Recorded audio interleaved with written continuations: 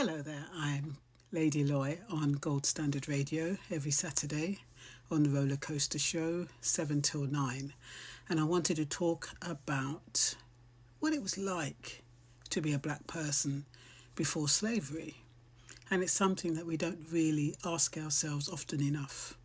Sometimes we just feel as though our lives started with slavery. So let me just tell you a little story about it, or at least my insights. So before slavery, Africa was not a blank space waiting to be discovered. It was not chaos waiting for order. It was not a people without structure or meaning. Africa was and is a continent of civilisations. Africa was diverse and is diverse. Plural, complex. And yes, there were kings and queens, but that phrase barely scratches the surface of what existed. There were empires so organised they managed trade routes stretching thousands of miles without modern maps. There were cities older than most European capitals, built from stone, salt, gold and scholarship. Timbuktu, for example, wasn't a myth or a symbol.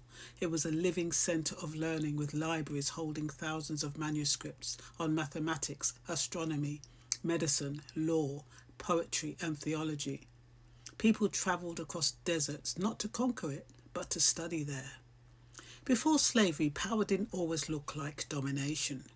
In many African cities or societies, leadership was communal and accountable. Kings ruled, yes, but they were often bound by councils of elders, spiritual leaders and community law. A king who ruled unjustly would be removed. Queens weren't decorations of consorts. In many regions, they were rulers, generals, diplomats, landowners, spiritual authorities. In some societies, lineage and inheritance passed through women. Women controlled markets, land and trade. Wealth was not always hoarded, it circulated. And spirituality wasn't about separation from daily life. There was no sharp divide between the sacred and the practical. Farming, childbirth, governance, justice, all of it was connected to a belief that life itself was sacred and interconnected. People understood themselves as part of a lineage, not just living for the present moment, but as ancestors in the making. That mindset alone changes how you treat land, children, elders and time. Before slavery, identity was rooted in peoplehood, not colour. You were Ashanti, Yoruba, Igbo, Wolof, Mandinka, Zulu, Congo, Xhosa, Akan. Nations with languages, philosophies, humour, music, fashion and law. Black as a racial category didn't exist the way it does now. That label was created later, largely to flatten differences and justify exploitation. Slavery didn't just steal bodies, it erased names, histories and belonging.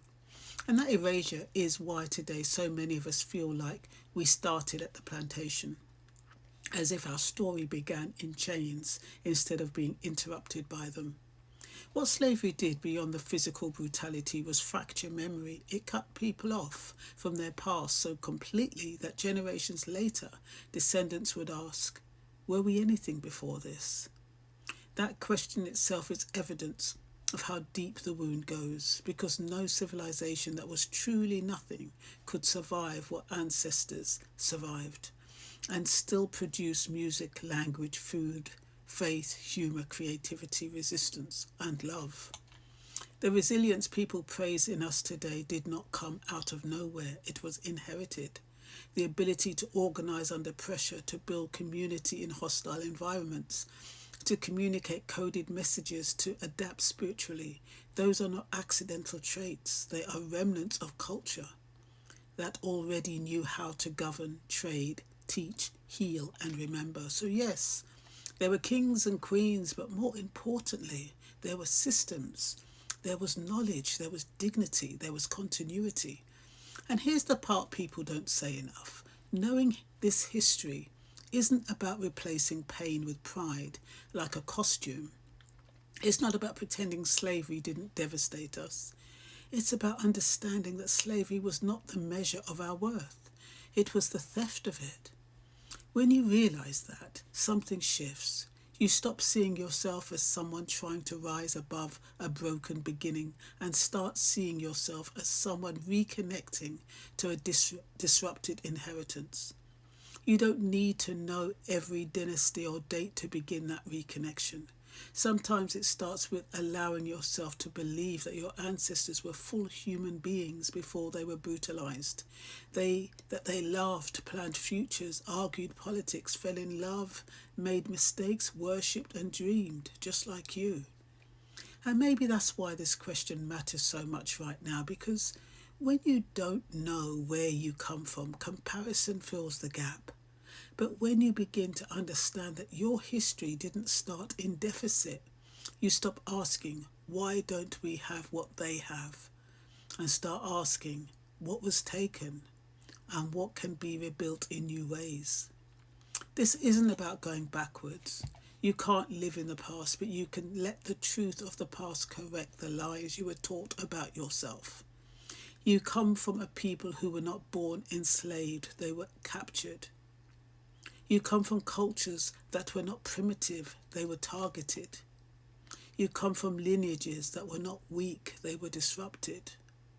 And the fact that you're here now is a part of remembering. And I just wanted to share that with you because I thought it was important. It's important to me. It's important to a lot of people who don't get to know what our past was and who feel they've got to justify their past, or they need evidence to prove that there were kings and that kind of stuff. So yes, I hope you found this useful. I'm going to leave it there. Bye-bye.